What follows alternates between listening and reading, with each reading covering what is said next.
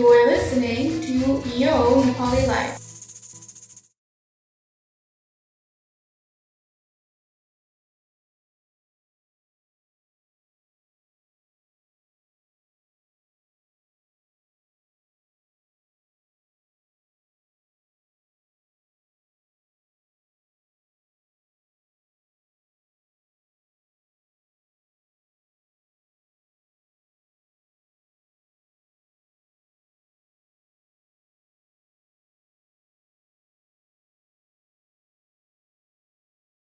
यो नेपाली लाइफमा म परिचय शर्माको तर्फबाट तपाईहरुलाई हार्दिक स्वागत गर्न चाहन्छु।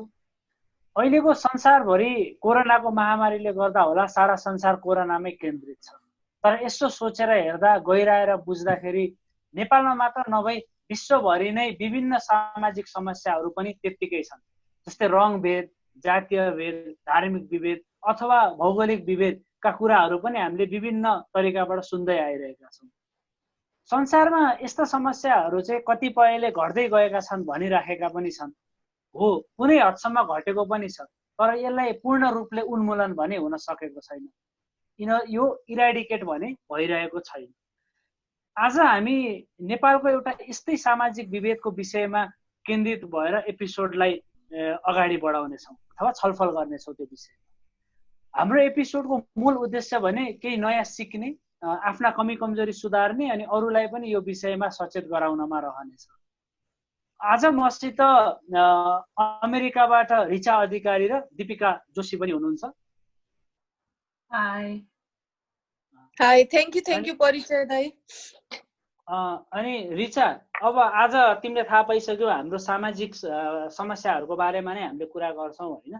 तिमीलाई अरू कुरा नभनिकन डिरेक्ट सोध्दाखेरि चाहिँ एटलान्टामा चाहिँ अहिले कस्तो खालको चाहिँ सोशल इस्युजहरूको चाहिँ बढी डिस्कसनहरू भइरहेको छ, कस्तो खालको कुराहरू आइराखेको छ?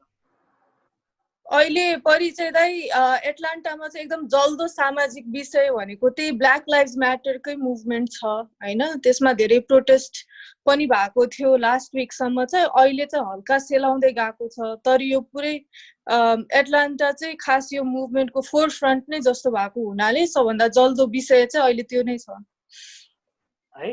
त्यही त, अब यहाँ पनि ब्ल्याक लाइभ्स म्याटरको चाहिँ धेरै कुरा सुन्न पाइन्छ हैन। अब मिडियाको मार्फत हामी पनि यसमा जागरुक चाहिँ भइराखेका छौँ। अनि दीपिका, तिम्रोमा पनि सिमिलर यस्तै सोशल इस्युज हो कि अब तिम्रोमा चाहिँ केही भिन्न छ कि के छ? तिम्रो चाहिँ त्यहाँनिर जल्दो बल्दो इस्यु चाहिँ के छ अहिले? यहाँ पनि त्यस्तै नै हो। अब ब्ल्याक लाइभ्स म्याटरकै बारे प्रोटेस्टहरू भइरहेको छ। अब कोरोनाको केसेसहरू बिस्तारै बिस्तारै सेलाउँदैछ, तर त्यो कुरा नै अब नेपाली कम्युनिटीको बिच पनि ब्ल्याक लाइभ्स म्याटरको बारे कुरा भइरहेछ। नेपालको इन्सिडेन्ट्सको बारे पनि डिस्कसनहरू चाहिँ भइरहेको छ।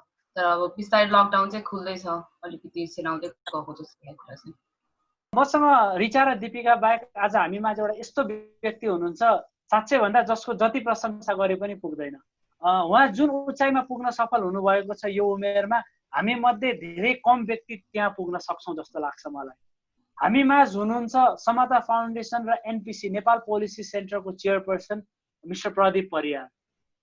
प्रदीप दाईको कुरा गर्दाखेरि प्रदीप दाई is the winner of global leader award 2020, जुन वर्ल्ड इकोनोमिक फोरमले एभ्री इयर डिफ्रेन्ट फिल्डमा काम गरेका युवाहरूलाई दिने एक विशेष अवार्ड हो। He has been recognized internationally for his work as Asia 21 Young Leaders and with an IMF World Banking Fellowship. He specializes in youth empowerment, capacity building of media professionals and peace building. And he went on to produce radio programs inspiring Dalits to share the story of discrimination, exclusion and injustice. मैले अघि भने जस्तै उहाँको जति तारिफ गरे पनि पुग्दैन, त्यसैले बाँकी उहाँका प्रतिष्ठित कामहरू र सम्मानका बारेमा हामी कार्यक्रमको दौरानमा अवश्य पनि छलफल गर्नेछौँ। प्रदीप दाई, welcome to the show. Thank you very much परिचय। अनि मलाई चाहिँ सर नभन्दा नै राम्रो लाग्छ, मलाई तपाईँहरूले दाई भनेकै ठिक लाग्छ। अनि तपाईँहरूलाई पनि म सजिलैसँग हाम्रो कुराकानी गर्दाखेरि ठिक हुन्छ होला। Thank you so much. दाईलाई सबैभन्दा सुरुमा चाहिँ हाम्रो टिमको तर्फबाट चाहिँ यो यस्तो बहुप्रतिष्ठित अवार्ड पाएकोमा चाहिँ हामीले दाईलाई एकदम भित्री मनबाट बधाई दिन चाहन्छौँ हैन। अनि त्यस साथसाथै चाहिँ हामीले दाईको यो अवार्ड पाउनमा आएका धेरै किसिमका हर्डल्सहरू अथवा दाइको जर्नीको बारेमा पनि जान्न चाहन्छौँ र त्यो बाहेक कस्तो खालको मान्छेहरूले चाहिँ यो अवार्ड पाउँछन्, यो युवामा चाहिँ केन्द्रित भनेर चाहिँ हामीले पनि थाहा पाएका थियौँ। कस्तो फिल्डमा काम गरेको युवाहरूले पाउँछन्। हजुरले आफ्नो जर्नी र यो अवार्डसम्मको आफ्नो यात्रालाई चाहिँ केही विस्तृत रूपमा बुझाइदिनुहुन्छ? धेरै धेरै धन्यवाद परिचय। म सर्वप्रथम त रिचा, दीपिका, रोशन, परिचय सबैजनालाई धन्यवाद दिन चाहन्छु। पहिलो कुरा चाहिँ तपाईहरुले जसरी यो कन्भर्सेसन स्टार्ट गर्नुभयो यो चाहिँ महत्त्वपूर्ण कुरा हो। यही कन्भर्सेसन हामीले 15-20 वर्ष अगाडि यसरी चाहिँ भएको चाहिँ पाउँदैन थियौँ। म चाहिँ धेरै वर्षसम्म चाहिँ युवाको क्षेत्रमा काम गरेको भएर चाहिँ त्यो बेलामा यस्तो खालको कन्भर्सेसन चाहिँ हुँदैन थियो र हामीले त्यो बेलामा यस्तो खालको कन्भर्सेसन होस् भन्ने हामी चाहन्थ्यौँ र आज चाहिँ यो कन्भर्सेसन भइरहँदा र तपाईहरुले यो कन्भर्सेसनको इनिसिएसन गर्दा चाहिँ म अत्यन्तै खुसी छु र म धेरै धेरै धन्यवाद तपाईहरु सबैजनालाई दिन चाहन्छु। पहिलो कुरा चाहिँ तपाईले मेरो यो कथाको कुरा गर्नुभयो, कसरी यो पाउनुभयो भन्ने कुरा। यो मलाई आफैलाई चाहिँ तपाईहरुले त अलि परिचयमा ठुलो कुरा गर्नुभयो। मैले धेरै काम गर्न बाँकी छ, सिक्न बाँकी छ, धेरै कुरा चाहिँ गर्नु छ भन्ने जस्तो लाग्छ मलाई जहिले पनि। र म तपाईहरुलाई अहिले चाहिँ म जन्मेको ठाउँतिर लान चाहन्छु, सिन्धुलीमा। यो चाहिँ करिब 25 वर्ष अगाडिको कुरा होला। अनि 25 वर्ष अगाडितिर चाहिँ मेरो घरमा चाहिँ एकजना मान्छे आउनुभयो। तपाईहरुले त्यसम्मको त नाम सुन्नु भएको छैन होला, तर त्यतिखेर असाध्यै प्रतिष्ठित नेताको रूपमा उहाँको नाम थियो। उहाँको नाम हो गोल्छे सार्की। अनि उहाँ आउनुभयो, उहाँ कम्युनिस्टको नेता हुनुहुन्थ्यो, तर दिउँसभरि भाषण गर्नुभयो अनि गाउँमा डुल्नुभयो। त्यो उहाँ किन आउनु भएको थियो भन्दाखेरि चाहिँ त्यहाँ उहाँको पार्टीलाई चाहिँ जिताउन आउनु भएको थियो। तर उहाँलाई चाहिँ त्यो गैर दलितहरूले उहाँलाई कसैले पनि घरमा चाहिँ राखेनन्, राति खाना खुवाउने र राख्ने काम चाहिँ गरेनन्। अनि संयोगले उहाँ चाहिँ हाम्रो घरमा आउनुभयो। हुन त मलाई त्यो जीवनको एउटा टर्निङ पोइन्ट जस्तो लाग्छ। म त्यतिखेर सानै पनि थिएँ र पढ्दै पनि थिएँ, तर मसँग उहाँहरूले कुरा गरेको त होइन, तर मेरो दिमागमा एउटा कुरा चाहिँ एकदम मजाले ठोक्यो कि यस्तो ठुलो मान्छे भन्ने मान्छेलाई पनि मान्छेहरूले त घरभित्रै लाँदो रहेनछ, अचम्म लाग्ने कुरा भएन भन्ने जस्तो मेरो दिमागमा आयो। हुन त मैले त्यतिखेर कसैलाई प्रश्न पनि गरिनँ, प्रश्न गर्न सक्ने हैसियत पनि थिएन। र तपाईँ हामी सबैजनालाई थाहा छ कि नेपालमा हामीले परिवारभित्र प्रश्नहरू गर्दैनौँ, जुन चाहिँ स्वाभाविक छ। र अहिले पनि हामीले प्रश्नहरू नगरेको कारणले धेरै कुरा भइरहेको हुन्छ। उहाँ आउनुभयो, उहाँ जानुभयो, तर उहाँ आएको कुराले र उहाँलाई जसरी चाहिँ गैरदलितहरूले भित्र पस्न दिएनन्, त्यो कुराले चाहिँ मेरो दिमागमा चाहिँ एकदम ठुलो हलचल चाहिँ मचायो। त्यो हलचल चाहिँ मैले मेरो जीवनमा कसरी चाहिँ यस्तो हुन्छ भन्ने कुरा पहिलोचोटि मेरो यो कास्टको प्रश्नमा, कास्ट क्वेसन्समा चाहिँ मेरो पहिलो रियलाइजेसन चाहिँ सम्भवतः देखिने गरी त्यो थियो। दोस्रो त हुन त हामी म आफ्नै साथीहरूको घरमा, म मेरो एकदम मिल्ने साथीको घरमा 32 वर्षपछि म गएँ। 32 वर्षपछि भनेको मतलब चाहिँ मैले मेरो साथीलाई, साथीको घर कस्तो थियो मैले कहिले देखिनँ। मेरो साथी मेरो घरमा कतिचोटि आयो त्यसको कुनै गणना छैन, तर म कहिले पनि जान पाइनँ। तर हामीलाई त्यो सबै सामान्य नै लाग्थ्यो, किनभने त्यस्तै भइरहेको थियो, कुनै त्यसमा परिवर्तन थिएन, त्यसमा बुझिएको पनि थिएन। अर्को इन्ट्रेस्टिङ कुरा तपाईँलाई म सुनाउँछु कि हामीलाई यो स्कुलमा पनि कुनै न कुनै खालको विभेद थियो। म तपाईँलाई एउटा कथा सुनाउँछु। अर्को एउटा टर्निङ पोइन्ट मेरो जीवनमा के छ भन्दाखेरि चाहिँ म त्यतिखेर 9 कक्षामा पढ्थेँ। हामी ट्युसन क्लास हुन्थ्यो। म सरकोमा ट्युसन पढ्न जान्थेँ। मेरो सबै साथीहरू चाहिँ घरको भित्रपट्टि बस्नुहुन्थ्यो, घरको भित्रपट्टि। म चाहिँ त्यो ढोकाको बाहिरपट्टि बस्थेँ र सर चाहिँ मसँगै बस्नुहुन्थ्यो। बस्न चाहिँ सर र म चाहिँ सँगसँगै बस्थ्यौँ, अनि भित्र मेरो साथीहरू बस्नुहुन्थ्यो, म बाहिर बसेर पढ्थेँ। अनि सधैँभरि त यो युजुअल नै थियो, सधैँभरि खासै त्यस्तो कुनै समस्या थिएन, किनभने त्यो हामीलाई सामान्य नै लाग्थ्यो। अनि पछि चाहिँ एक दिन चाहिँ के भयो भने असार साउनको महिना थियो, एकदमै ठुलो पानी पर्यो। पानी परेपछि चाहिँ मेरो शरीर चाहिँ पुरै भिज्न लागिसकेको थियो, तर मेरो सरले मलाई चाहिँ भित्र आऊ भन्न सक्नु भएन। अनि मेरो साथीहरू भित्र थियो, म बाहिर थिएँ। मलाई अलिकति प्रतिरोधी भावना पनि त्यतिखेर आयो जस्तो मलाई लाग्छ। अनि म पुरै भिजेँ, मेरो किताबहरू, स्कुलको किताबहरू सबै भिज्यो। अनि त्यसपछि मैले त्यो दिन चाहिँ मजासँग यो जात भने के हो भन्ने बुझ्ने मौका पाएँ।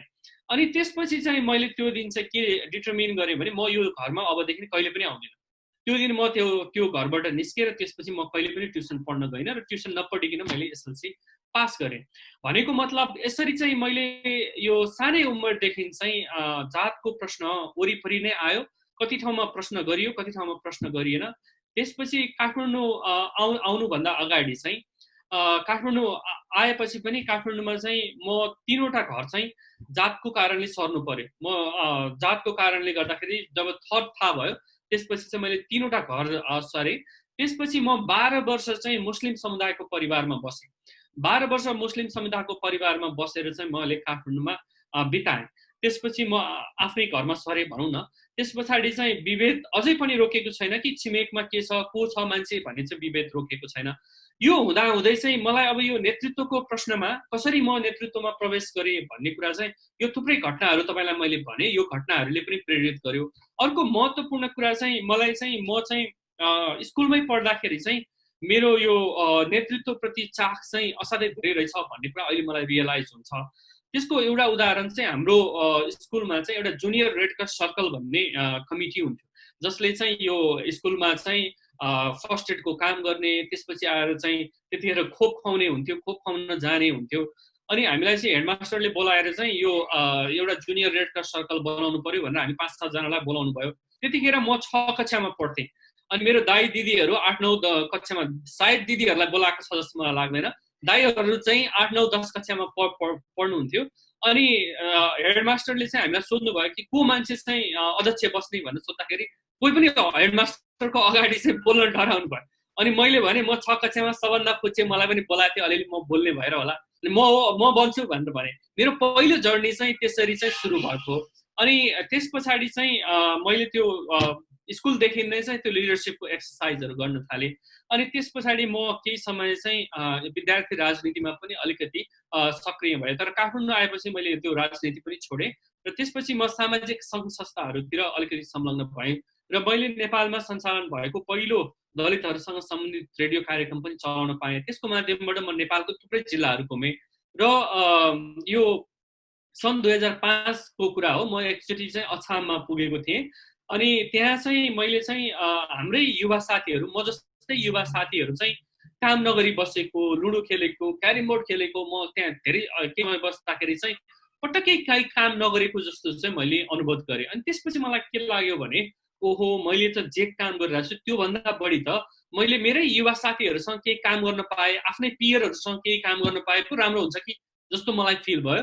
अनि म त्यो संलग्न भएको संस्था छोडेर मैले पहिलोचोटि चाहिँ सन् 2006मा चाहिँ म त्यहाँबाट फर्केपछि नेपाल युथ फोरम भन्ने एउटा संस्था स्थापना गरेँ र त्यसपछि हामीले युथ इम्पावरमेन्टको कामहरू चाहिँ सुरु गऱ्यौँ। त्यो चाहिँ त्यतिखेर भर्खर युवा संस्थाहरू, सामाजिक संस्थाहरू खोल्ने क्रममा थियो र हामीले त्यो काम गरिसकेपछि थुप्रै अरू संस्थाहरू पनि मिलेर एसोसिएसनहरू बन्ने प्रक्रियामा पनि थियो। र त्यसपछि चाहिँ म सन् 2007देखि यो association of youth organisation Nepal AYON भन्ने संस्थामा संलग्न भएँ र केही वर्ष म त्यसमा काम गरेँ। पछि म सन् 2010देखि 12सम्म त्यसको म अध्यक्ष भएर पनि काम गरेँ। त्यसपछि त्यही बिचमा चाहिँ मैले चाहिँ यो वर्ल्ड ब्याङ्क र आइएमएफको युथ फेलो भएर भएँ। त्यसमा चाहिँ विशेष गरी यो वर्ल्ड ब्याङ्क र आइएमएफ को युथ पोलिसी कस्तो हुनुपर्छ भनेर हामीले त्यसमा काम गऱ्यौँ। त्यस पछाडि मैले आफ्नै यो धेरै गफ मात्रै भयो, कुरा मात्रै भयो भनेर केही एन्टरप्रेन्योरसिपको काम पनि गर्नुपर्छ भनेर त्यस्तो कामहरू पनि गरेँ। अनि यो बिचमा चाहिँ त्यसको बिचमा चाहिँ म धेरै चाहिँ यो संयुक्त राष्ट्र सङ्घको युवा सम्बन्धी कार्यक्रमहरू सञ्चालन गर्ने दौरानमा सल्लाह कामहरूमा पनि संलग्न भएँ र यो UN पिस सेक्युरिटी रेजुलेसन 2250 भन्छ त्यो बनाउने प्रक्रियामा मैले सामाजिक यो समावेशीकरणको मुद्दाहरू पनि त्यहाँ लगेँ। यो सबै कामहरू गर्दाखेरि चाहिँ अनि यो कामहरू गर्दै गइरहेको बेलामा चाहिँ म धेरै वर्ष चाहिँ 15-16 वर्ष चाहिँ नेपालको युवा क्षेत्र र विशेष गरी संसारभरिकै युवा आन्दोलनमा समाहित भएँ र सन् 2017मा चाहिँ यो यत्रो धेरै काम गरिरहेछौँ तर जहिले पनि यो युवाको मुद्दा उठाइरहेछन् तर समाजको सबभन्दा पीडमा परेको समुदाय आफ्नै समुदायको लागि केही नगर्ने भन्ने जस्तो प्रश्नहरू पनि मलाई आयो। त्यो प्रश्नहरूले मलाई पनि अलिक घोची नै रह्यो र म अहिले चाहिँ त्यस पछाडि म समता फाउन्डेसनमा जोइन गरेँ र त्यो समता फाउन्डेसनमा केही काम गरेको समयपछि चाहिँ एसिया 21 यङ लिडर्स भनेर पनि रिकग्नाइज भयो। त्यो बिचमा चाहिँ नेपाल सरकारले पनि म त्यो नेपालको युवा नीति बनाउने यो युथ भिजन 2025 भन्ने जस्तो कार्यक्रमहरू बनाउने सरकारको लागि र युवा तथा खेलकुद मन्त्रालयमा पनि बसेर काम गरेँ। त्यो सँगसँगै चाहिँ नेपाल सरकारले पनि युवामा काम गरेको भनेर मलाई चाहिँ यो युवा नेतृत्व अवार्ड पनि प्रदान गर्यो सन् 2015मा। यसरी मैले धेरै युवामा काम गरिसकेपछि चाहिँ म समता फाउन्डेसनमा जोइन भएँ र अहिले चाहिँ मलाई कस्तो लागिरहेछ भने यो मैले आफूलाई चाहिँ बुझेको जस्तो लाग्थ्यो तर यो जातको प्रश्न भनेको चाहिँ 3000 वर्षदेखि चाहिँ हाम्रो वरिपरि रहेको कुरा रहेछ अनि एकदमै यो गाह्रो प्रश्न रहेछ अहिले म प्रत्येक दिन चाहिँ नयाँ नयाँ कुराहरू सिकिरहेको छु र अनि त्यस पछाडि त्यसरी काम गर्ने क्रममा चाहिँ हामीले यो जातको प्रश्न विशेष गरी जातीय विभेद हुनु हुँदैन भन्ने कुरा त हामी सबैलाई थाहा छ तर यो भइरहेछ किन भइरहेछ भन्ने कुराको अध्ययन अनुसन्धान गर्ने थप यसमा लाग्ने काम गरिरहेको बेलामा चाहिँ यो सन् 2020 मा चाहिँ जुन चाहिँ यो अवार्ड प्लान गर्यो यो चाहिँ विशेष गरेर यो मेरो 15-17 वर्षदेखि काम गरेको युवामा काम गरेको र अहिले भर्खर यो नयाँ क्षेत्रमा मैले जुन काम सीमान्तकृत समुदायको लागि गरेको छु त्यसको लागि प्रदान गरेको जस्तो मलाई लाग्छ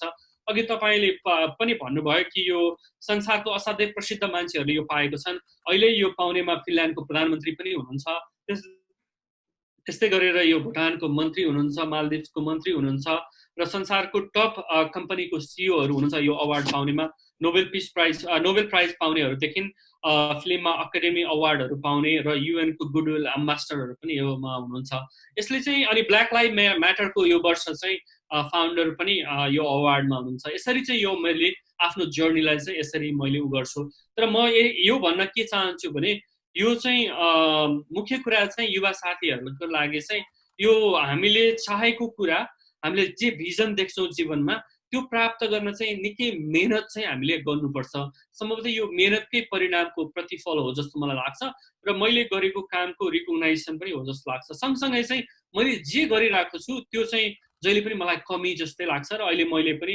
सिक्ने क्रममा थप जान्ने क्रममा छु र तपाईहरुले जुन यो इनिसिएसन गर्नुभयो फेरि म तपाईहरुलाई धन्यवाद दिन चाहन्छु र अहिले मैले यो पहिलो प्रश्नमा चाहिँ यति कुरा राख्न चाहन्छु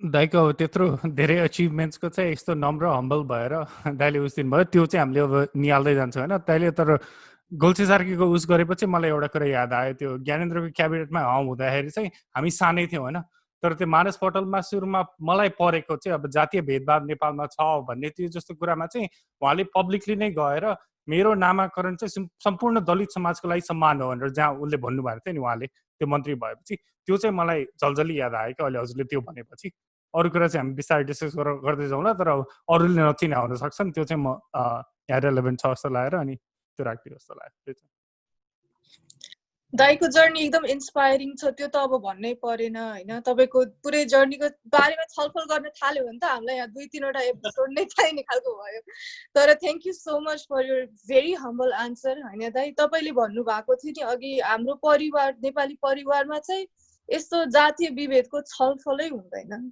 होइन तपाईँलाई के प्रश्न सोध्न चाहन्छु भन्दा फर्स्टमा आफूलाई यो जातीय भेदभाव हुन्छ है भनेर महसुस हुँदा नि घर परिवारमा के डिस्कसन अथवा यस्तो किन हुन्छ भन्ने प्रश्न त्यस्तो केही भयो कि भएन अथवा हुन्छ नि टिचरहरूसँग साथीहरूसँग त्यस्तो भयो कि भएन अब मैले अघि पनि भनेको थिएँ तपाईँले एकदमै महत्त्वपूर्ण प्रश्न गर्नुभयो अब हाम्रो संस्कृति संस्कार अब जसरी हामी हुर्किएका छौँ त्यसमा त्यति धेरै प्रश्नहरू चाहिँ वर्जित नै थियो मैले मेरो परिवारमा यो किन भइरहेछ हामी किन प्रतिरोध गर्दैनौँ भनेर मैले कहिले पनि प्रश्न गरिनँ मैले यो तपाईँलाई अझ म नढाँटिकन भन्दाखेरि चाहिँ कुनै बेला म पनि यो समस्याबाट भाग्नुपर्छ जस्तो मलाई लाग्थ्यो किनभने जब मैले बुझेँ यो चाहिँ खालि हामीले चाहिँ जब नबुझ्दाखेरि चाहिँ ओहो यो त मैले किन गर्ने यो मेरो काम होइन म अरू नै कुरा पनि गर्न सक्छु नि भन्ने कुरा पनि हुन्थ्यो तर तपाईँले भने जस्तो मैले प्रश्न गर्ने काम चाहिँ टिचरहरूलाई पनि गरिनँ किन म त्यत्रो भिजेर चाहिँ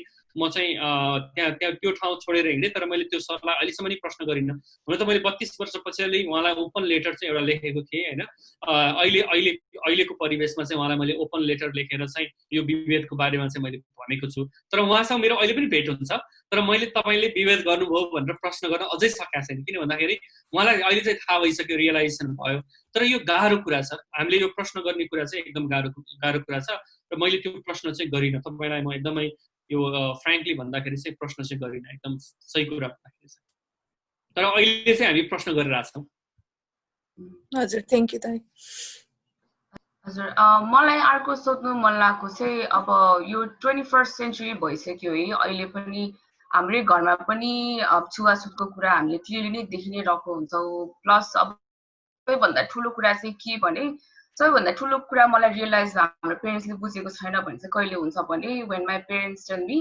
यो जातको मान्छेसँग चाहिँ बिहा नगर, अब दलितको फ्यामिलीसँग जोड्नु हुँदैन। I am sorry you have to hear that है, तर I am also for sure that यो कुरा मेरो फ्यामिलीमा मात्र नभएर नेपालको धेरै नै फ्यामिलीमा हुन्छ। मैले यो कुरा निकालेको छु होइन। सो तर यस्तो हुँदा पनि कतिजनाले चाहिँ के भन्छ भने होइन यो जाति भेदभाव भन्ने कुरा त हुँदैन, यो त एकदमै पुरानो कुरा हो नि, कहाँ अहिलेको जमानामा पनि यस्तो हुन्छ भनेर भनिरहेको हुन्छ। तर स्टिल हामी अझै फ्यामिलीमा पनि यो कुरा चाहिँ देखि नै रहेको हुन्छौँ, हामीले जति नै अभोइड गर्न खोजे पनि। सो त्यो हुँदाखेरि चाहिँ तपाईँलाई कस्तो फिल हुन्छ, तपाईँ त्यो मान्छेहरूसँग गएर कसरी अप्रोच गर्नुहुन्छ, कुरा गर्न ट्राई गर्नुहुन्छ, कस्तो गर्नुहुन्छ? तपाईँले एकदमै महत्त्वपूर्ण प्रश्न गर्नुभयो। हाम्रो यो परिवारमा किन यस्तो हुन्छ भन्ने कुरा हामी कहिले छलफल गरेनौँ।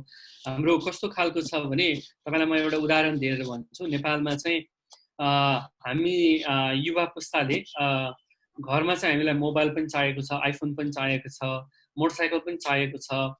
तर हामीले चाहिँ कहिले पनि हाम्रो बुवा आमाको कमाइ कति छ, कति उहाँहरूले जेन्युनली कमाउनुहुन्छ भनेर प्रश्न चाहिँ हामी गर्दैनौँ। किन भन्दाखेरि तर हामीलाई त्यो कुरा चाहिएको छ। हामीलाई चाहिएको कुरा चाहिँ हामी जसरी प्राप्त गर्छौँ त्यसमा चाहिँ हामी सजिलो बाटो के छ भने स्केप गरिदिने। किनभने यसले जबसम्म तपाईँ साँच्चै नै यदि लभमा पढ्नु भएको छ होइन, यो कुरा त लभमा त हामी जात हेरेर पढ्दैनौँ नि। सो यो जातको मान्छे छ त्यो भएको भएर मलाई मन पर्ने भन्ने त हुँदैन, या यो चाहिँ नेपाली छ या विदेशी छ यो भएको कारणले पनि हुँदैन होला। त्यो लभमा त्यस्तो नहुनु पर्ने हो। तर हामीले यो प्रश्न चाहिँ तपाईँले एकदमै महत्त्वपूर्ण गर्नुभयो कि कसरी गर्ने होला भन्ने कुरा चाहिँ अब मैले जहिले पनि युवाहरूलाई भन्ने कुरा चाहिँ तपाईँ चेन्ज चाहिँ चाहनुहुन्छ, तर चेन्जको लागि चाहिँ केही पनि गर्नुहुन्न भने त चेन्ज त कहाँबाट आउँछ र? आउँदैन नि। चेन्ज चाहने हो भने त तपाईँले केही त एक्सन त गर्नु पर्यो नि त। सो एक्सन चाहिँ नगर्ने तर चेन्ज चाहिँ खोज्ने हाम्रो जुन मेन्टालिटी छ त्यो भएपछि चाहिँ चेन्ज चाहिँ आउँदैन। अब म हिजो तपाईँलाई म एउटा उदाहरण दिन्छु। हिजो हामी चाहिँ म राजेश हमालसँग कुरा गर्दै थिएँ। हामी चाहिँ के होला त यो यस्तो भनेर हामी कुरा गर्दै थियौँ। अनि त्यहाँ कुरा हुँदाखेरि के कुरा चाहिँ भइरहेको थियो भन्दाखेरि चाहिँ उहाँले पनि के भन्नुभयो भने अमेरिकाको पनि अहिले ब्ल्याक लाइभ म्याटरको धेरै कुरा आइरहेछ। अमेरिकामा पनि परिवर्तन कसरी भइरहेछ भन्दाखेरि चाहिँ यो एक-एकवटा आन्दोलन भएपछि चाहिँ परिवर्तनहरू भइरहेको छ। तपाईँले रोजा पार्कको त नाम सुन्नुभएको छ, उहाँको बारेमा उ गर्नुभएको छ। उहाँले जब आन्दोलन भयो त्यसपछि चाहिँ बसमा मान्छेहरू छिर्न पाउने भए होइन, त्यसपछि सिभिल राइट्स आन्दोलन भयो, त्यसपछि अधिकारहरू भयो। जब आन्दोलन हुन्छ तब यो कुराहरू आउँछ। अहिले पनि अब हाम्रो यो नवराज विक्रदेखि लिएर रुकुमको इन्सिडेन्ट भएपछि मेरो विचारमा धेरै परिवारमा धेरै घरमा यो छलफल भइरहेछ।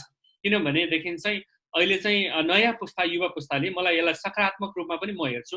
अब तपाईँले हेर्नु भने रुकुम घटनामा पनि नवराज विक्क पनि बिहे गर्न रेडी, अहिले केटी भनेको मान्छे पनि रेडी बिहे गर्नलाई, अनि नवराजको साथीहरू पनि त्यो साथीको लागि सहयोग गर्न रेडी भनेपछि त्यहाँ जातभातको कुरा त केही पनि छैन नि। भनेको मैले अहिलेको युवा पुस्ता रेडी भइसक्यो, खालि हाम्रो अर्को पुस्तालाई कसरी सम्झाउने भन्ने कुरा चाहिँ इन्टरजेनेरेसनल डायलग चाहिँ हामीले गर्नुपर्ने हो। त्यो भइरहेको छैन। त्यो किन भइरहेको छैन भन्दाखेरि चाहिँ सकेसम्म हामी स्किप गर्ने बाटो चाहिँ खोजिरहेको हुन्छौँ। ओहो के मिलेन त्यही भएर भयो ल अब योपल्ट भएन यस्तो भयो भन्ने हुन्छ। मैले थुप्रो कन्भर्सेसनहरू योभन्दा अगाडि पनि एउटा कन्भर्सेसन गर्दाखेरि चाहिँ उहाँले भन्नुभएको थियो तर अब हाम्रो मिलेन ठिकै छ अब नगरौँ भन्नेतिर हामी लाग्छौँ। तर कसरी सफल बनाउने भन्ने एक्सनतिर चाहिँ हामी हेर्दैनौँ। त्यो यदि परिवर्तन चाहने हो भने आफैले चाहिँ एक्सन गर्नुपर्छ। पहिलो कुरा चाहिँ हामीले के कुरामा विश्वास गर्नु पर्यो भने प्रश्नहरूले चाहिँ उत्तरहरू जन्माउँछ। प्रश्नहरूले सधैँभरि उत्तर नल्याउन पनि सक्छ, तर प्रश्नहरूले थप प्रश्नहरू त जन्माउँछ नि। त्यो भएको कारणले प्रश्न गर्न छोड्नु हुँदैन। तपाईँले भने जस्तो परिवारमा पनि सोध्नु पर्यो किन भन्ने प्रश्न चाहिँ हामीले थप गर्दै जाने हो भने उहाँहरूलाई पनि रियलाइज हुन्छ। अनि सजिलो बाटो चाहिँ हामीले खोज्नु हुँदैन। युवा पुस्ताले यदि सजिलो बाटो खोज्ने हो भने चाहिँ यस्तो समस्याबाट हामीले पार चाहिँ पाउँदैनौँ। दाइले भन्नुभयो एउटा कुरा याद आयो, एउटा कुन बुकमा पढेको थिएँ चाहिँ मैले बिर्सेँ, त्यो परिवर्तन चाहिँ तिम्रै जीवनकालमा सम्भव छ भनेर एकदमै एनलाइटनिङ डायलग मैले पढेको थिएँ। त्यो चाहिँ हुन्छ नि हामी आफू चाहिँ सकेसम्म पेरेन्ट्सहरूले ल बुझ्दैन भनेर छोडिरहेको हुन्छ नि, तर जब हामी एजुकेटेड छौँ नि त्यो भएपछि चाहिँ यो चाहिँ मेरो रेस्पोन्सिबिलिटी हो, मैले पेरेन्ट्ससँग कुरा गर्नु चाहिँ पर्छ भन्ने चाहिँ हुन्छ। अब पेरेन्ट्सहरू 50 वर्ष भइसक्नु भयो, 50% पनि नबुझेको कुरा अहिले नबुझ्नु पनि सक्छ, तर हामीले एकचोटि सायद उहाँहरू टाइमले चेन्ज पनि भन्नुभएको होला, त्यो अलिकति कन्सियस नै गर्नुपर्छ जस्तो लाग्छ। हजुर थ्याङ्क यू दाइ। तपाईँले भन्नुभएको एकदम इम्पोर्टेन्ट हो होइन, चेन्जको लागि एक्सन त चाहिन्छ नै। अनि अर्को के कुरा म मेरो आफ्नो एक्सपिरियन्समा देख्छु भन्दाखेरि अब जस्तै यो ब्ल्याक लाइभ्स म्याटर मुभमेन्टमा it's not enough to not be racist, you have to be actively anti-racist भन्छ नि। त्यस्तै हाम्रो जुन यो नेपाली मान्छेहरूको स्पेशली प्रिभिलेज भएको मान्छेहरू चाहिँ it's not enough to not be casteist, it's important to be actively anti casteist भन्ने कुरा चाहिँ म बिलिभ गर्छु कि। अनि आई थिङ्क युवा युथले मात्रै नभएर अब हाम्रो बुवा आमाको जेनेरेसनले पनि त्यो कुरा बुझिदिनु भयो भने धेरै राम्रो हुन्थ्यो होइन गोइङ फरवर्ड। अलिकति म पोलिसीको कुरा गर्छु है दाइ। अब 2015 को संविधान अनुसार दलित समुदायलाई कोटा र रिजर्भेसन भनिएको छ होइन। अनि 25% त लोकल गभर्मेन्टमा प्रतिनिधित्व हुनुपर्छ भनिएको छ। म आफै पनि पब्लिक पोलिसीको स्टुडेन्ट हो होइन, त्यसैले म के कुरामा क्युरियस भएँ भन्दा धेरै जसो कोटा र रिजर्भेसन भए पनि त्यो समाजमा रिफ्लेक्ट नभएको अथवा राम्रोसँग इम्प्लिमेन्ट नभएको देखिन्छ होइन। मेरो क्वेसन चाहिँ के हो भन्दाखेरि कोटा र रिजर्भेसन सिस्टमलाई राम्रोसँग इम्प्लिमेन्ट गर्न किन जरुरी छ, त्यसको इम्पोर्टेन्स के हो, र समता फाउन्डेसन अनि सिमिलर अदर अर्गनाइजेसनहरूले चाहिँ फ्युचरमा कसरी गर्ने, यो कुरालाई कसरी इम्प्लिमेन्ट गर्ने भन्ने कुरा चाहिँ अलिकति प्लान अथवा फ्युचर स्टेपहरू छोटकरीमा बताइदिनु न। एकदमै महत्त्वपूर्ण कुरा गर्नुभयो। अब यो संविधानमा भएको कुराको बारेमा पनि अलिकति मैले तपाईहरुलाई भन्नुपर्ने हुन्छ। संविधानमा, नेपालको संविधानमा मौलिक हकमै धारा 24 र धारा 40 मा दलितको लागि दलित हकको हक भनेर चाहिँ 7 वटा कुरा चाहिँ मुख्य गरी राखिएको छ। पहिलो शिक्षाको कुरा, स्वास्थ्यको कुरा, आवासको कुरा, भूमिको कुरा, त्यसपछि आएर परम्परागत सिपको कुरा र दलित भित्र पनि दलित महिलाको लागि पनि विशेष स्थान हुनेछ भन्ने कुराहरू राखिएको छ। अब यो कुराहरू राखिएको छ, तर भारतको संविधान निर्माता अम्बेडकरले के भन्नुभएको छ भने जति नै सुकै राम्रो यो संविधान बनाए पनि, कानुन बनाए पनि त्यो लागू गर्ने ठाउँमा चाहिँ ती मान्छेहरू भएनन् भनेदेखि चाहिँ त्यो संविधान चाहिँ कार्यान्वयन हुँदैन भनेछ। अब अहिले तपाईले भनेको कुरा एकदमै सही हो कि आरक्षण पनि छुट्याएको छ। पहिलो कुरा त के हो भने अघि तपाईले भन्नुभयो यो प्रिभिलेज पाएको मान्छेहरूले एउटा कुरा के रियलाइज गर्नु जरुरी छ भन्दाखेरि यो प्रिभिलेज उहाँहरूले पाउनु भएको पनि यो कति वर्षदेखि उहाँहरूले त्यो प्रिभिलेज पाउनु भएको भन्ने कुरा चाहिँ एक किसिमले आरक्षणै हो उहाँहरूको लागि। त्यो उहाँहरूले पाउनु भएको प्रिभिलेज भनेको चाहिँ आरक्षणै हो। किन भन्दाखेरि उहाँहरूले अरूको अहिले यसलाई नेपालीमा सजिलोसँग भन्ने हो भने अरूले पाउनुपर्ने कुरा, अरूको भाग चाहिँ उहाँहरूले पाइरहनु भएको छ भने उहाँहरूको लागि विशेष आरक्षण छ अहिलेसम्म। र अहिले पनि नेपालको संविधानले तपाईलाई एउटा कुनै नेपालको संविधानले खस आर्यलाई विशेष सुविधा चाहिँ दिएको छ र उहाँहरूको रेकग्नेसन चाहिँ अर्थपूर्ण छ भन्ने कुरालाई कुनै न कुनै ढङ्गबाट चाहिँ संविधानमा जस्टिफाई गर्न खोजिएको छ। र एउटा कुरा त सनातन धर्मलाई यसलाई कन्टिन्यू गर्ने कुरा पनि छ। दोस्रो चाहिँ खस आर्यलाई मात्रै संविधानमा परिभाषित गरिएको छ एकदम स्पष्टसँग। त्यो कारणले गर्दाखेरि चाहिँ यो जुन प्रिभिलेज उहाँहरूले चाहिँ सेयर गर्नुपर्ने हो त्यो चाहिँ उहाँहरू अझै पनि सेयर गर्न चाहनुहुन्न भन्ने देखिन्छ, पहिलो कुरा। दोस्रो कुरा चाहिँ अब आरक्षणको कुरा चाहिँ यो 62-63 को आन्दोलनपछि 64 सालमा जब चाहिँ यो खस यो विशेष गरेर सीमान्तकृत समुदायलाई चाहिँ आरक्षण दिने भन्ने कुरा आयो र त्यसमा मुख्य गरेर चाहिँ आदिवासी जनजाति, मधेसी, दलित, थारू, मुस्लिम, अपाङ्ग भएको र महिलाहरूलाई चाहिँ आरक्षण दिने भन्ने कुरा आयो। र नेपालमा एउटा कस्तो खालको ट्रेन्ड के छ भन्दाखेरि चाहिँ यो आरक्षण भन्ने कुरा चाहिँ कसैले यो भिख मागेर दिएको जस्तो खालको चाहिँ माइन्डसेट छ, त्यो चाहिँ पटक्कै होइन। यो आरक्षण भनेको कुरा चाहिँ के हो भन्ने कुरा पनि पहिले बुझ्नु जरुरी छ। आरक्षण भनेको चाहिँ राज्यद्वारा कानुन बनाएर कुनै समयमा विभेद गरिएको क्षतिपूर्ति स्वरूप चाहिँ यो आरक्षण दिएको हो भन्ने कुरा पहिलो बुझ्नु जरुरी छ। दोस्रो कुरा चाहिँ राज्य संरचनामा मैले के भन्ने गरेको छु भने यो देश मलाई यति प्यारो लाग्छ, यो देश मेरो हो भन्ने लाग्छ, तर नेपालको राज्य, नेपाली राज्य चाहिँ मलाई मेरो भन्ने कहिले पनि लाग्दैन। किनभने म जब सिंहदरबार जान्छु, सिंहदरबारमा नेम प्लेटहरू हेर्छु, मलाई यस्तो लाग्छ कि यो म देशमा छु कि छैन जस्तो मलाई लाग्छ। मैले रुकुम घटना भएपछि मैले के भन्ने गरेको छु भने मलाई यो देशको नागरिकता चाहिँ मेरो छ, कागजको नागरिकता चाहिँ छ, तर म यो देशको नागरिक हो कि होइन भन्ने पनि मलाई अहिले प्रश्न भइसक्यो भन्ने कुरा मैले भनिरहेको छु। त्यो भएको कारणले गर्दाखेरि राज्य जबसम्म समावेशी हुँदैन तबसम्म चाहिँ यो देश प्रगतितर्फ जान पनि सक्दैन भन्ने बुझ्नु जरुरी छ। र सँगसँगै के कुरा बुझ्नु जरुरी छ भन्दाखेरि तपाईले उठाउनु भएको यो नीति जति पनि छ, नीतिको कार्यान्वयन गर्ने ठाउँमा त्यो समुदायको मान्छे हुनुपर्छ भन्ने कुरा पनि महत्त्वपूर्ण छ। र त्यो नभएको खण्डमा चाहिँ नीतिहरू कार्यान्वयन हुँदैन भन्ने कुरामा हामीले बुझ्नु जरुरी छ। अर्को सोध्नु मन लागेको चाहिँ हुन त म मेरो धेरै साथीहरूसँग कोटा सिस्टमको आरक्षणको बारे कुरा गर्छु। अब कतिलाई बुझ्न गाह्रो भएर आउँछ, खास किन ल्याएको हुन्छ नि, यो अहिले पनि यस्तो कुरा चाहिन्छ र आफै गर्नुपर्छ भन्ने कुराहरू गरेर आउँछ। यो कुरा चाहिँ एकदम क्लियरली एन्सर गर्नुभयो तपाईँले। अर्को सोध्नु मन लागेको चाहिँ के यो आरक्षणले गर्दा मात्र इनफ छ कि छैन यो समुदायको मान्छेहरूको ग्रोथको लागि? एकदमै महत्त्वपूर्ण कुरा गर्नुभयो। आरक्षण एउटा विधि मात्रै हो, यही नै सबै कुरा हो म भन्दिनँ। यो एउटा तरिका हो, यसलाई प्रयोग गरेर राम्रोसँग प्रयोग गर्यो भने हुन्छ कि भन्ने हो। यही नै सर्वोत्कृष्ट हो भनेर म भन्दिनँ।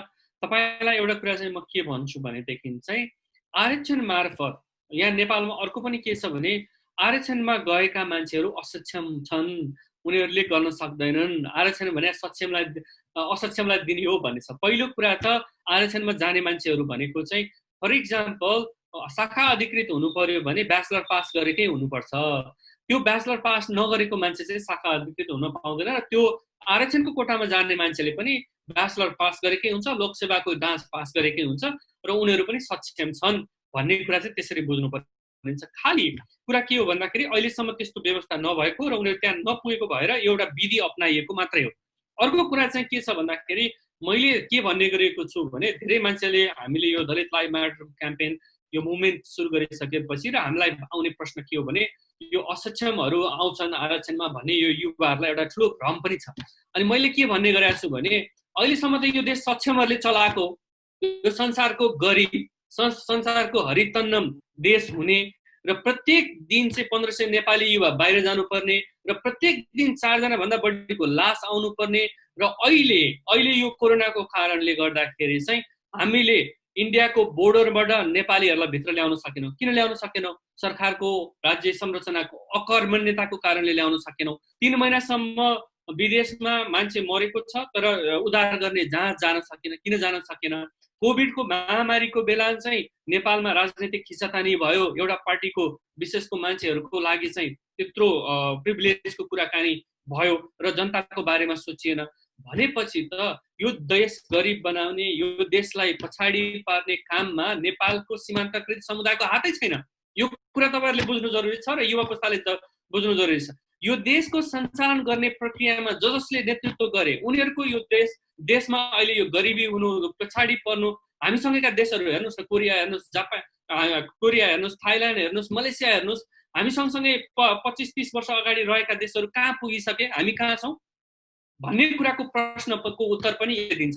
त्यो भएर म आरक्षणको एउटा प्रक्रिया हो, यो एउटा विधि हो, यही सबै कुरा होइन, तर यो एउटा तरिका हो। जबसम्म सन्तुलन कायम हुँदैन, जबसम्म राज्य संरचनामा सबैले यो मेरो पनि यसमा स्टिक छ, मेरो पनि यसमा चाहिँ संलग्नता छ भन्ने कुरा जबसम्म बुझ्दैन तबसम्म ओनरसिप पनि लिँदैन। त्यो कारणले गर्दा यो एउटा आरक्षण चाहिँ प्रक्रिया विधि हो, यसबाट सबै कुरा हुन्छ भन्ने मलाई पनि लाग्दैन। तर यो एउटा तरिका हो, यो चाहिँ यो सधैँभरि हुनुपर्छ भन्ने पक्षमा पनि म छैन। यो जबसम्म सन्तुलन कायम हुँदैन तबसम्म चाहिँ यो हुनुपर्छ र यो चाहिँ अर्को सँगसँगै चाहिँ शिक्षामा जोड दिने र उनीहरूलाई चाहिँ क्यापेबल बनाउने, सक्षम बनाउने काममा पनि लाग्नुपर्छ। त्यो चाहिँ सक्षम बनाउने कुरामा सीमान्तकृत समुदायलाई मात्रै होइन, अन्य समुदायलाई पनि, किनभने अन्य समुदाय जसले आफूलाई सक्षम छन् उनीहरूले त देश त सफाएका छैनन् नि। त्यो कारणले गर्दा उनीहरूलाई पनि सक्षम बनाउने काममा पनि लाग्नुपर्छ। यो एउटा तरिका मात्रै हो। युवा पुस्ताले त्यो तरिकाको बारेमा धेरै नकारात्मक कुरा चाहिँ युवा पुस्तामा छ, यसलाई अलिक सकारात्मक दृष्टिकोणले हेर्नु जरुरी छ।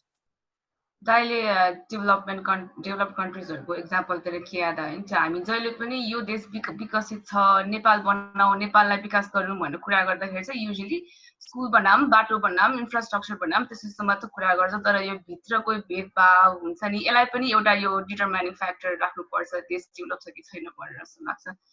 यही कुरामा अर्को क्वेसन चाहिँ अब अहिले मिडियाको थ्रु चाहिँ अब धेरै यो इन्सिडेन्ट्सहरू बाहिर आएको छ। नवराज बिकेको लेट नवराज बिकेको इन्सिडेन्ट भयो, अस्ति भर्खर पनि क्वारेन्टिनमा अब एकजना मान्छेले उसले बनाएको खाना छोयो भनेर पिटपाट गरेको इन्सिडेन्ट्सहरू आएको थियो।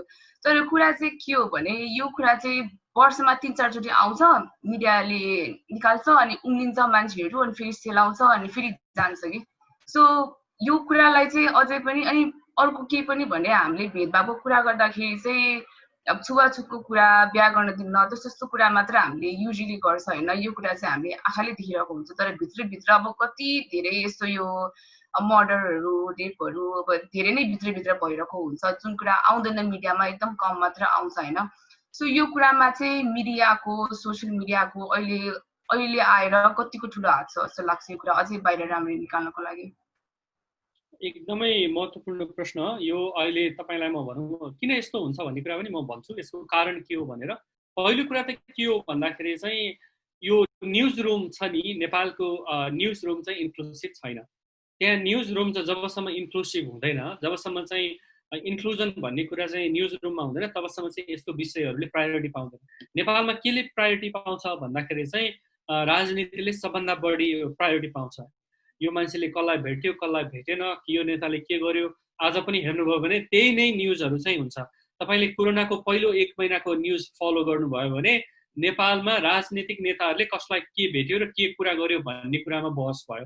त्यो 1 महिना हामीले लस्ट गर्दाखेरि अहिले चाहिँ यो 10,000 भन्दा बढी केसेसहरू गयो। टेस्टको अझै पनि एकदमै कमी छ र 20 जना भन्दा बढी मान्छेले ज्यान गुमाए। कारण के हो भन्दाखेरि चाहिँ हामीले यसलाई त्यति जुन संवेदनशीलता दिनु पर्थ्यो दिँदै दिएनौँ, मिडियाले पनि दिएन, राज्य संयन्त्रले पनि दिएन। त्यो कारणले भयो।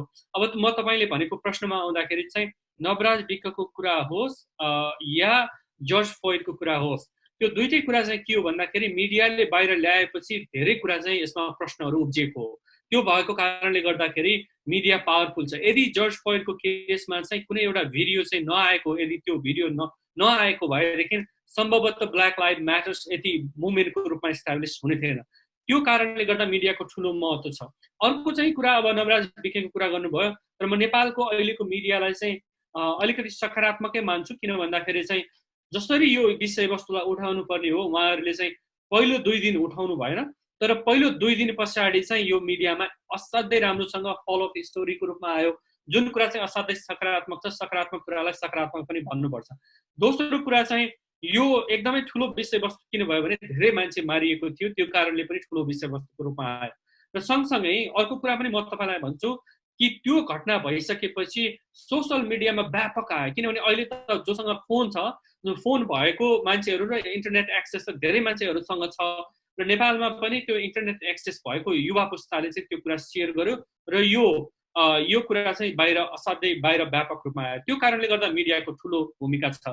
तपाईँलाई म अर्को कुरा पनि भन्छु, नेपालको राजनैतिक प्रणाली र राजनैतिक नेताहरूको सोच, त्यो घटनापछि मैले नेपालको पुलिसको चिफ आइजिपीलाई भेटेँ, त्यसपछि आएर महाधिवक्तालाई भेट भयो, गृहमन्त्रीलाई भेट भयो, मुख्य नेताहरूलाई भेट भयो, सांसदहरूलाई भेट भयो। तर नेपालको त्यो मुख्य भनिएका मान्छेहरूसँग त्यो घटनाप्रति जुन खालको संवेदना हुनुपर्ने, जुन खालको चाहिँ उहाँहरूको रेस्पोन्स हुनुपर्ने, त्यो चाहिँ नपाउँदाखेरि बडो दुःख लागेको छ।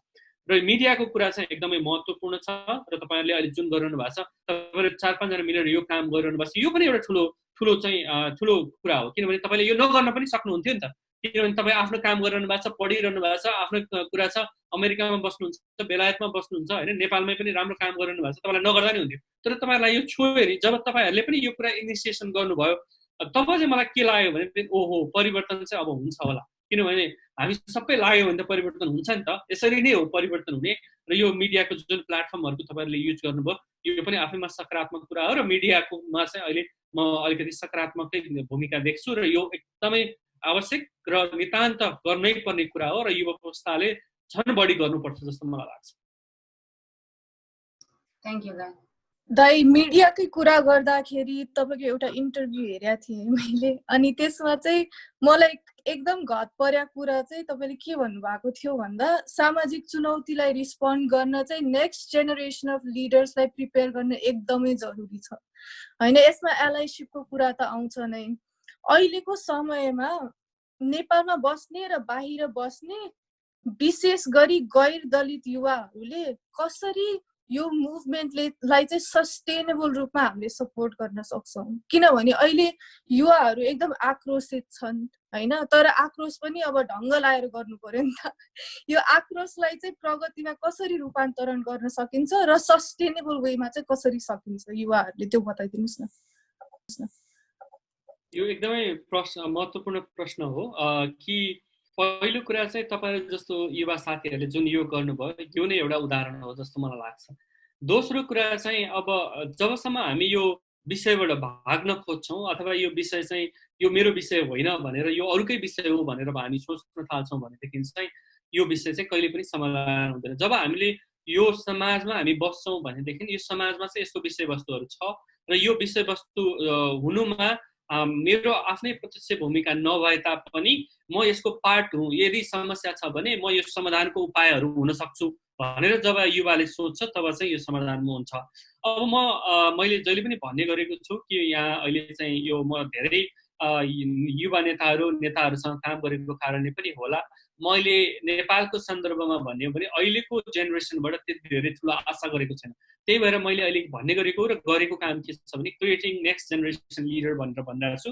त्यो काम चाहिँ मैले अहिले आफ्नो कामबाट कसरी गरिरहेको छु भने मधेसको दलितभित्र पनि पहाडको दलितले बढी सुविधा पाइरहेछ, दलितभित्र पनि मधेसको दलितले कम सुविधा पाइरहेछ भनेपछि मधेसको दलितभित्र पनि मधेसको दलित महिलाको बारेमा कुरा गर्नुपर्छ भनेर हामीले 160 जना फिमेल यङ च्याम्पियनहरू बनाउन खोजिरहेछौँ र नेक्स्ट जेनेरेसन लिडरको रूपमा उहाँहरूलाई स्थापित गर्न खोजिरहेछौँ। र हामी सबैजनाले चाहिँ यो ठुलो विषयवस्तुहरू छ त्यसलाई च्यालेन्ज गर्ने र चुनौतीहरू नदिने हो भने यो समस्याहरू समाधान हुन सक्दैन। त्यो कारणले गैर दलितहरूले यसमा गर्न सक्ने भूमिका भनेको ठुलो छ, किनभने उहाँहरूको कुरा सुनिन्छ। गैर दलितहरूको सोसल क्यापिटल ठुलो छ होइन। फर इक्जाम्पल अहिले तपाईँहरू संसारको कुन कुन कुनामा हुनुहुन्छ तर तपाईँहरू जोडिरहनु भएको छ नि भनेको तपाईँहरूको त्यो नेटवर्क ठुलो छ र सोसल क्यापिटल अहिलेको जमानामा हुने भनेको चाहिँ धेरै काम सोसल क्यापिटलले हुन्छ। सो त्यो कारणले गर्दा सोसल क्यापिटल भएको नयाँ युवा पुस्ताहरूले गर्नुपर्ने काम चाहिँ थुप्रो छ। पहिलो कुरा चाहिँ यो विषयवस्तुमा आफ्नो परिवारभित्र कुराकानी सुरु गर्ने। आफ्नो परिवारभित्र कुराकानी सुरु गर्ने भनेको चाहिँ तपाईँले जसरी मलाई सोध्नु भएको छ हामीले कहिले विभेद गर्यौँ कि गरेनौँ दलितहरूलाई भनेर हाम्रो परिवारभित्र सोध्यौँ भने उहाँहरूले सोच्न त थाल्नुहुन्छ। भन्नु होला गरेको छैन भन्नु होला, प्रत्यक्ष गर्नु भएको छैन भने अप्रत्यक्ष कसरी भइरहेछ भन्ने पनि सोच्नु होला। त्यो कारणले गर्दा पहिलो भनेको घरभित्र प्रश्न गरौँ। दोस्रो घर बाहिर जहाँ चाहिँ समाजमा प्रश्न गर्न थालौँ। यस्तो छलफलहरू भनेको त्यसैको उपजहरू हो। तेस्रो भनेको चाहिँ यो हामीले यो घटना भयो अनि त्यसपछि यो पिटीको रूपमा ओहो यो दया गर्ने रूपमा होइन कि यो चाहिँ यो एउटा ठुलो विषयवस्तु हो, हामी यसको समस्याको रूपमा छौँ भनेपछि समाधानमा म भूमिका खेल्न सक्छु भनेर चाहिँ युवा पुस्ता आउनु पर्यो। न कि होइन यो चाहिँ ओहो दया गर्ने हिसाबले होइन कि म यो समस्याको समाधान गर्नको लागि सहयोगी हुन्छु भनेर आउनु पर्यो। तेस्रो कुरा चाहिँ यो विषय भनेको असाध्यै गाह्रो विषय वस्तु रहेछ। 3000 वर्षदेखि यो प्र्याक्टिसमा छ। अहिले मान्छेको यो मनभित्र चाहिँ गढेर बसेको छ भनेपछि यो निकाल्न निकै ठुलो हामीले काम गर्नुपर्छ। त्यो कारणले गर्दाखेरि यो विषयमा चाहिँ इङ्गेज हुने कसरी भन्ने कुरा चाहिँ मैले अब यसमा त कुनै फर्मुला त छैन, तर यो विषयवस्तुमा चाहिँ इङ्गेज हुने आफैले वे आउटहरू चाहिँ निकाल्नुपर्छ। इङ्गेज हुने वे आउटहरू निकाल्ने। अब अर्को चाहिँ यो मुभमेन्टहरूलाई स्प्रेड आउट गर्ने र आफ्नै साथीहरू धेरै ठाउँमा पुर्याउन चाहिँ स्प्रेड आउट गर्ने। अहिले अब यो मुभमेन्टमा चाहिँ सहयोग गर्ने तरिकाहरू थुप्रै हुनसक्छ। तपाईँहरूले लेख्ने, पढ्ने, बोल्ने धेरै कुराहरू चाहिँ युवा पुस्ताले गर्न सक्छ। सोसियल मिडियामा पनि धेरै कुराहरू गर्न सक्छ। राजीले नगरेको कुरामा खबरदारी गर्न सक्छ। त्यो भएको कारणले यो प्लेटफर्महरूको युज गरेर चाहिँ यस्तो मुभमेन्टहरूलाई सहयोग गर्ने काम चाहिँ गर्न सकिन्छ। सँगसँगै चाहिँ अहिले हामीलाई भन्नुहुन्छ भने दलित लाइफ म्याटर काम मुभमेन्टलाई चाहिँ हामीले चाहिँ सपोर्ट गर्ने, इङ्गेज गर्ने, भोलिन्टियर गर्ने युवाहरू खोजिरहेको छौँ जसले चाहिँ यो बारेमा कुरा गर्न सकोस्। हाम्रो आफ्नो ठाउँमा होइन, आफ्नै कलेजमा, आफ्नै स्कुलमा या आफ्नै परिवारमा यो कन्भर्सेसन होस् भन्ने हामीले चाहिरहेका छौँ। र अर्को चाहिँ अहिले हामीले चाहिँ यो मुभमेन्टलाई अगाडि बढाउनलाई चाहिँ फन्ड रेजिङको काम पनि हामी गरिरहेछौँ। त्यो काममा पनि युवा पुस्ताले सहयोग गर्न सक्छ। र मेरो पहिलो भन्ने कुरा के छ भन्दाखेरि यो विषयवस्तुबाट नभागौँ, यो विषयवस्तुमा प्रश्न गर्न थालौँ र परिवर्तनको लागि यो हामीले के भन्ने गरेको छु, मैले धेरै समय के भन्छु भन्दाखेरि चाहिँ बिस्तारै बिस्तारै चाहिँ मृत्यु मात्रै आउँछ। बिस्तारै बिस्तारै पर्खिने हो भने मृत्यु आउँछ। तर परिवर्तन चाहने हो र परिवर्तन देख्न चाहने हो भने हामीले केही काम गर्नुपर्ने हुन्छ। त्यो परिवर्तन हाम्रै पालामा होस् भन्ने चाहना राख्ने युवा पुस्ताले हो भने थप काम गर्नुपर्छ र यो समाजलाई समावेशी समाज, यो देश अनुसारको विविधता अनुसारको समाज चाहिँ हाम्रो राज्य संयन्त्रमा झल्किनको लागि युवा पुस्ताले थप सचेत पहल कदमीहरू गर्नुपर्छ, जुन चाहिँ सजिलो छैन तर प्रश्नहरू गर्ने र प्रश्नहरूले थप उत्तरहरू पनि जन्माउँछ र केही थप प्रश्नहरू पनि जन्माउन सक्छ। तर प्रश्न गर्न चाहिँ नछाड्ने गर्यो भनेदेखि तपाईँले भने जस्तो इङ्गेज भएर चाहिँ आफूले चाहिँ यसमा चाहिँ कन्ट्रिब्युट गर्न सकिन्छ। थ्याङ्क यू दाइ। यसमा मैले प्रश्नमा पनि सोधिसकेका थिएँ। म फेरि के अन्डरलाइन गर्न चाहन्छु भन्दा विशेष गरी गैर दलित र विशेष अधिकार भएको र रिसोर्सेस भएको युवाहरूले चाहिँ एक्टिभली एन्टी कास्टिस्ट भएर चाहिँ अगाडि बढ्नु पर्यो होइन, नेतृत्व गर्दा। यसकै एउटा फलोअप क्वेसन चाहिँ तपाईँले एउटा इन्ट्रेस्टिङ पोइन्ट के ल्याउनु भयो भने इन्टरसेक्सनालिटी अफ कास्टिजम सबै इजमहरूमा हुन्छ, फेमिनिजममा पनि रेसिजममा पनि। ब्ल्याक लाइभ्स म्याटरको म घरिघरि त्यो प्यारल ल्याइरहेको छु किनभने मेरो दिमागमा त्यो क्लिक भइरहेको छ कि त्यसमा पनि इन्टरसेक्सनालिटीमा के छ भन्दाखेरि अब जर्ज फ्लोइडलाई एकदम नराम्रो घटना भयो, ब्रियाना टेलरलाई पनि भयो, तर कति प्रोटेस्टहरूमा र डिस्कसनहरूमा चाहिँ जर्ज फ्लोइडको धेरै कुरा आउँछ र ब्रियाना टेलरको चाहिँ पछाडि पछाडि खस्किँदै गएको अथवा कम प्रोटेस्ट र कम कन्भर्सेसन भएको म देख्छु होइन। अब यो कास्टिजममा पनि तपाईँले अघि भन्नुभयो नि दलित महिलाको कति कम अधिकार छ दलित पुरुषको कम्पेरिजनमा, त्यस्तै दलित अपाङ्ग महिला त्यो त कुरै छोड्दिउँ होइन। यो इन्टरसेक्सनालिटीको अवेरनेस चाहिँ कतिको छ नेपाली सोसाइटीमा, स्पेसली गैर दलित सोसाइटीमा? एकदमै महत्त्वपूर्ण प्रश्न हो। अब यो जातको प्रश्न गर्ने बित्तिकै फेरि के छ भन्दाखेरि यो दलित र गैर दलितको मात्रै प्रश्न जस्तो छ। जातको प्रश्न भनेको चाहिँ यो बाहुनभित्र पनि छ, क्षेत्रीभित्र पनि छ, नेवारभित्र पनि छ। यो हाम्रो समाजमा त एकदमै यो डिभिजनहरू छ नि त, डिभिजनहरू क्रिएट गरेका छ। र त्यसभित्र पनि महिलाको कुरा गर्दाखेरि चाहिँ तपाईँले अघि भनेको जस्तो त्यो राम्रो तस्बिर चाहिँ हामी देख्न पाउँदैनौँ। त्यो भएको भएर यो इन्टरसेक्सनको कुरा गर्दाखेरि चाहिँ तपाईँले एकदम राम्रो इक्जाम्पल भन्नुभयो कि दलितभित्र पनि दलित महिला र दलित महिलाभित्र पनि मधेसको दलित महिला र झन् अपाङ्ग भयो भने त त्यहाँ त्यो त अब हामीले कल्पना गर्न नसक्ने खालको स्थिति हुन्छ। त्यो कारणले गर्दा यो बहस चाहिँ यो जातको प्रश्न भनेको कुरा चाहिँ यो सबै जातभित्र छ, किनभनेदेखि चाहिँ यो बाहुन क्षेत्रभित्र पनि छ, नेवारभित्र पनि छ, अन्य समुदायभित्र पनि छ। त्यो कारणले गर्दाखेरि चाहिँ एकले अर्कालाई यो त ठुलो र त सानो, प्योर र अनप्योर भन्ने जुन कुरा छ त्यो अन्त्य गर्नको लागि यो इन्टरसेक्सन सबैको चाहिँ कुरा गर्नुपर्छ र सीमान्तकृत भित्र पनि सबभन्दा सीमान्तकृत कुरा चाहिँ पहिले गर्नुपर्छ, किनभने त्यो गरिएन भनेदेखि चाहिँ त्यो बटममा चाहिँ हामीले छोड्छौँ। त्यही भएर मैले अहिले कुरा गर्ने भनेको दलितभित्र पनि मधेसको दलितको कुरा र मधेसी दलितभित्र पनि दलित महिलाको कुरा चाहिँ प्रमुख कुराको रूपमा मुद्दाको कुरा गर्ने हो भने त्यो आउँछ भन्छु।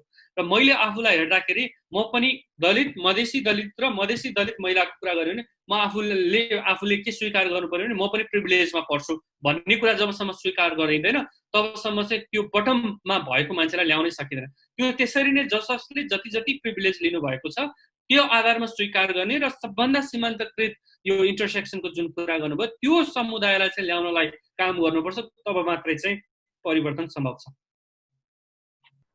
एउटा अब हामी अलि अलमोस्ट एन्डतिर आयौँ है। यो कुरा चाहिँ एकदम मलाई चाहिँ एकदमै नै सोध्नु मन लागेको कुरा चाहिँ यो हरेक टाइम केही न केही ठुलो इन्सिडेन्ट्स आउँछ नि, नवराज के कुरा गर्दाखेरि पनि उहाँलाई जुन तरिकाले गर्यो त्यसमा चाहिँ धेरै मान्छेले क्वेसन गर्छ। अब इट्स कमिङ फ्रम प्रिभिलेज पनि यो जातले गर्दा त होइन भनिन्छ। अब जर्ज फ्लोइडकै कुरा गरौँ त्यसमा पनि मान्छेहरूले जर्ज फ्लोइडको पनि आफ्नै ब्याकग्राउन्ड थियो, त्यही भएर भएको यो त्यो कलरले गर्दा होइन। अब रेप हुँदाखेरि पनि महिला भएको भए यसै पनि गरिन्छ, दलित महिला भएर भएको होइन भनेर। सो हुन्छ नि हरेक टाइम यो कुराले गर्दा चाहिँ होइन भनेर मान्छेले जस्टिफाई गर्न खोजिरहेको हुन्छ कि त्यो टाइममा तपाईँको कन्भर्सेसन कस्तो हुन्छ मान्छेहरूसँग बुझाउन खोज्दा?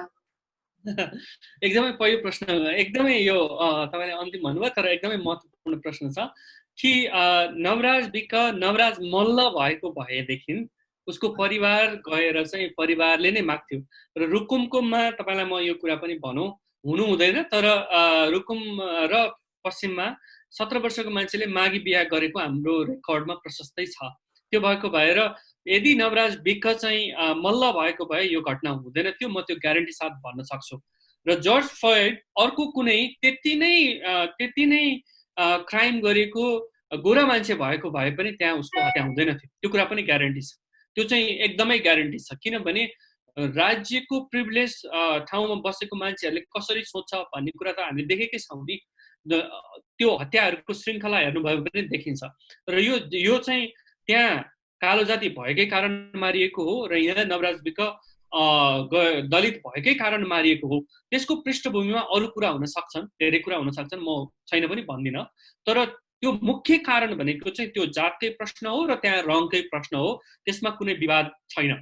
तर अब अरू प्रश्नहरूमा चाहिँ हामीले कुरा गर्न सकिन्छ, तर त्यहाँ भएको कुरा के हो भन्दाखेरि चाहिँ मान्छे मारिनु बेलासम्म पुग्नु भनेको चाहिँ त्यो आफैमा अमानवीय क्रूर कुरा हो र त्यो कुरासँग चाहिँ अहिले चाहिँ कुनै कुरा पनि कम्पेयर हुँदैन। र त्यो मैले फेरि पनि भन्छु कि त्यो जातकै प्रश्न हो, त्यो रङकै प्रश्न हो र त्यसमा कुनै विवाद गरिरहनु पर्ने या अरू मान्छेहरूले बुझेर भन्छ भनेदेखि अब हामीले बुझाउन धेरै प्रयास गरेर पनि त्यसमा चाहिँ काम लाग्दैन जस्तो मलाई लाग्छ। दाइको साँच्चै भन्ने हो भने अब सुरुबाटै कहानी मैले अब म त अब यसमा एज अ मोनिटर मात्र रोल खेले जस्तो भइरहेको थियो, किनभने बेसिकली हाम्रो डिस्कसन रिचा र दिपिकामै थियो र उनीहरू नै यो टपिकमा इन्ट्रेस्टेड पनि हो होइन। तर मलाई चाहिँ सुन्न यति मजा आयो दाइ, म साँच्चीकै पनि प्रेरित भएँ होइन। र दाइको चाहिँ अब जहिले पनि कुरा सुन्दाखेरि के हुन्थ्यो भन्दा समाजमा पनि कुरा गर्दाखेरि प्रदीप परियार भन्ने बित्तिकै एउटा सफल व्यक्ति भन्ने मात्र हामीले बुझिन्थ्यो कि। तर आज होइन, साँच्चै हो, एउटा हदसम्म हजुरले आफैलाई त्यो मान्नुहुन्न होला तर हामीले मान्दै आएको कुरा हो दाइ होइन। तर एउटा मैले के पाएँ भन्दा होइन, आई मे बी रङ होइन, तर दाइको कहानी केवल एउटा सफल व्यक्तिको कहानी मात्र रहन्छ कि एउटा आफ्नो लक्ष्य प्राप्त गर्न गरेको सङ्घर्ष र पीडा बोकेको एउटा उदाहरणीय कहानी पनि मैले भेटेँ कि यसमा। त्यसमा चाहिँ म साँच्चै नै यो हाम्रो यो नेपाली लाइफको टिमबाट चाहिँ म दाइलाई चाहिँ के अरे सल्युट गर्छु भन्छु यो, किनभने तपाईँको यो बोली अप्रोचबाट पनि हामीले त्यो कुरा ख्याल गर्न सक्छौँ, तपाईँको सङ्घर्ष हामीले बुझिरहेको छौँ र तपाईँले त्यो अचिभमेन्ट पनि त्यत्तिकै गर्नुभएको रहेछ। यसमा कति पीडा छन् भन्ने पनि आज मैले रियलाइज गरेँ होइन। साह्रै नै खुसी लाग्यो दाइ। अनि एउटा चाहिँ के छ भन्दाखेरि हामीले चाहिँ अब हाम्रो गेस्ट आउनु भएको उहाँलाई चाहिँ अब थोरै विषयवस्तुबाट टाढा जाँदाखेरि के सोध्छौँ भन्दाखेरि what is the most Nepali thing about you, तपाईँलाई चाहिँ अब नेपाली भन्ने बित्तिकै के चिज चाहिँ सुरुमा याद आउँछ अथवा त्यो चिजले चाहिँ नेपालीपनलाई रिफ्लेक्ट गर्छ भन्ने चाहिँ हामीले सोध्ने गर्छौँ।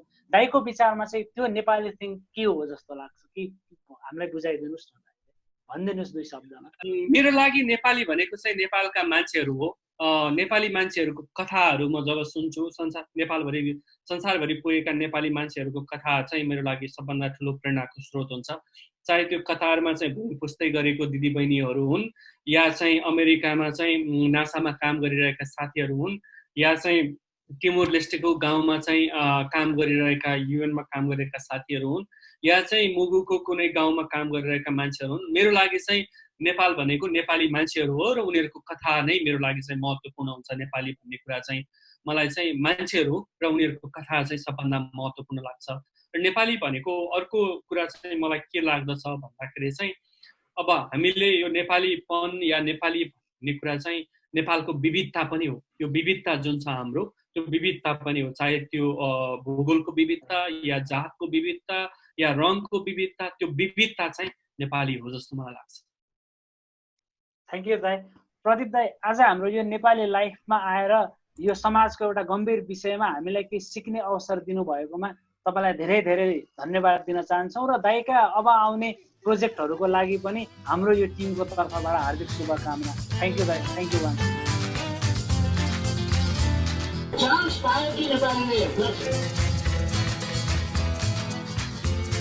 You're listening to Yo Nepali Life.